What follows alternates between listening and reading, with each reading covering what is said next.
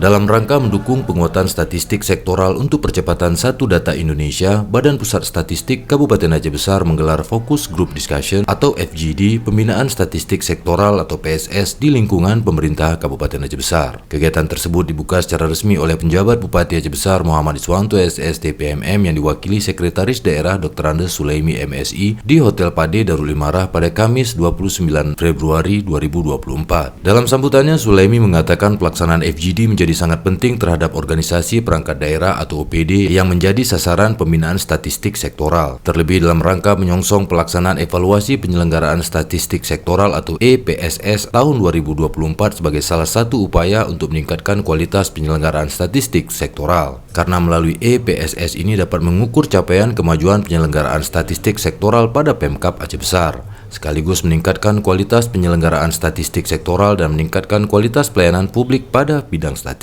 Lebih lanjut, mengingat pentingnya FGD itu, Sekda Sulaimi meminta peran aktif para peserta FGD terutama dalam berdiskusi dan memberikan masukan dan saran yang membangun agar capaian FGD ini berhasil untuk mewujudkan peningkatan kualitas penyelenggaraan statistik sektoral pemerintah Kabupaten Aceh Besar ke depannya. Sementara itu, Kepala BPS Kabupaten Aceh Besar Irnanto STMM dalam laporannya mengatakan FGD yang dilaksanakan satu hari tersebut diikuti 30 peserta, diantaranya 19 peserta utusan dari OPD Kabupaten Aceh Besar. Ia juga mengatakan pada tahun 2024 ini BPS Aceh Besar akan melakukan pembinaan statistik sektoral pada 2 OPD yaitu Bapeda dan Disduk Capil dengan harapan dapat mengejar target peningkatan nilai BPS Aceh Besar sebesar 2,6%.